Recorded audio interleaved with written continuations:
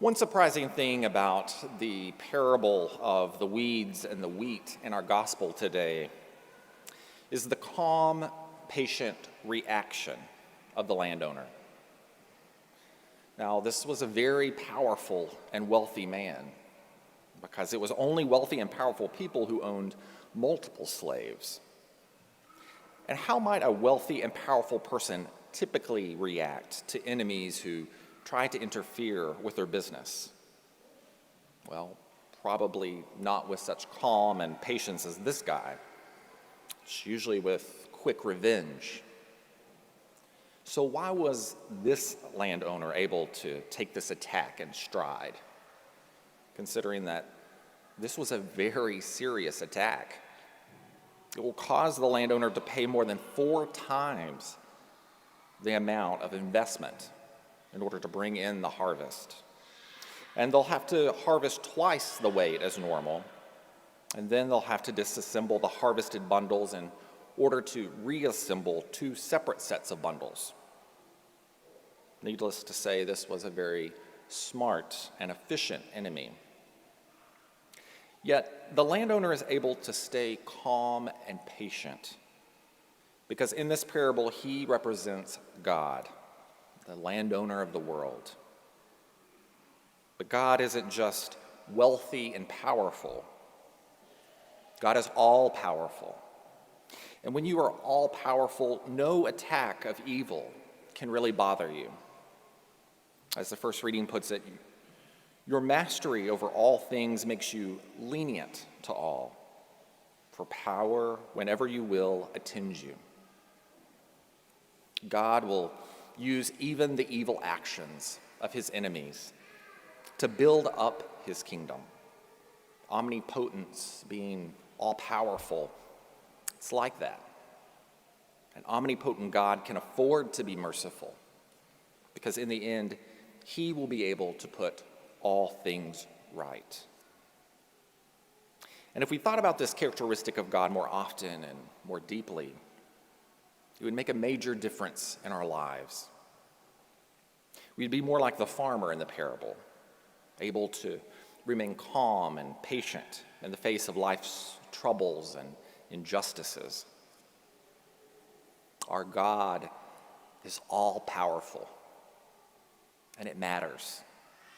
St. Paul understood this, and so in today's second reading, he's able to explain how our frequent sense of helplessness in spiritual things is no cause for panic, because the Spirit, too, comes to the aid of our weakness. This was an especially difficult lesson for Blessed Anne of St. Bartholomew. She came from a poor shepherding family in the 16th century Spain. And when she was still young, she entered the convent and became a disciple of St. Teresa of Avila, a doctor of the church and foundress of the Carmelite order.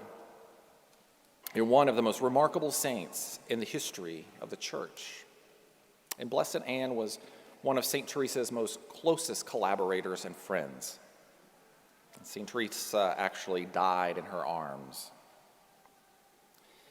But then Blessed Anne was sent to Belgium and France to start Carmelite convents and to be prioress over some of them. And she would often complain to God that she was too ignorant, too shy to be given such important responsibilities.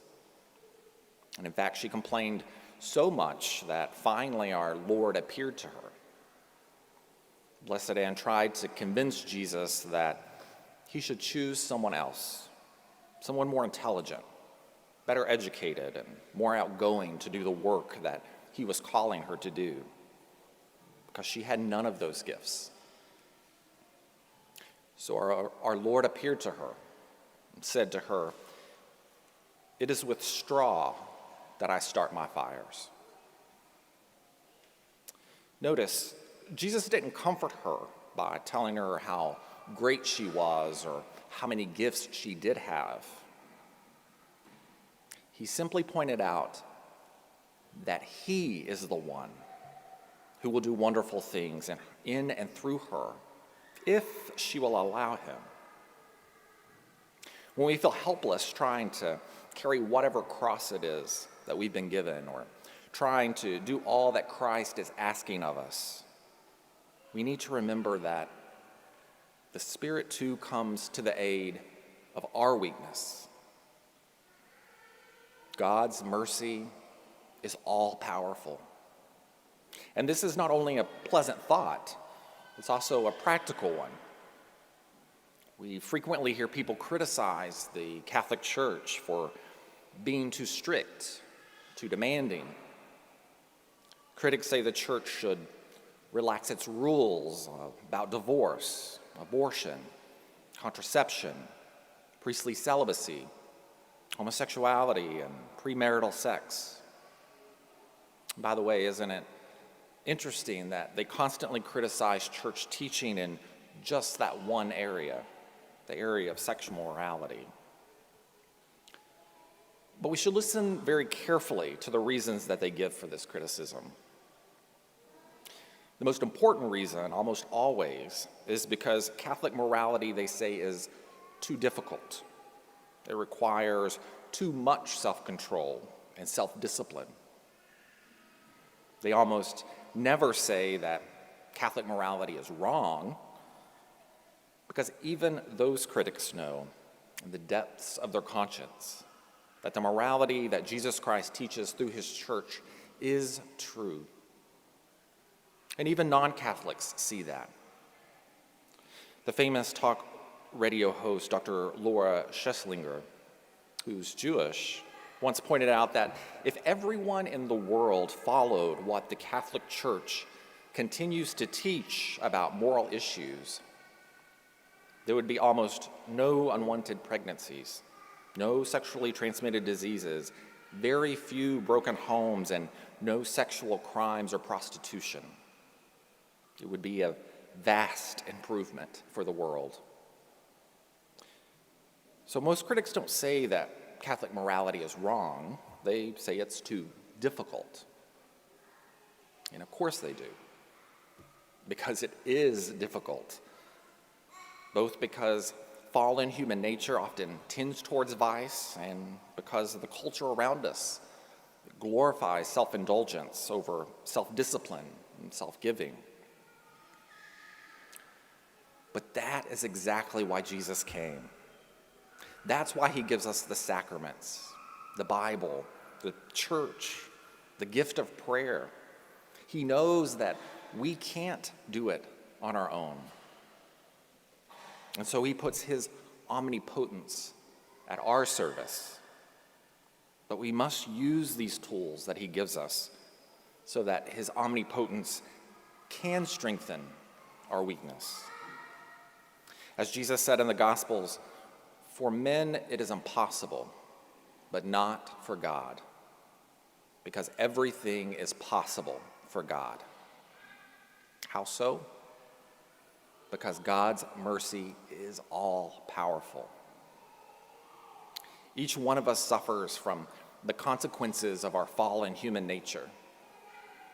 In this fallen world, all of us are wounded by the sins of other people, sometimes in obvious ways and sometimes in hidden ways.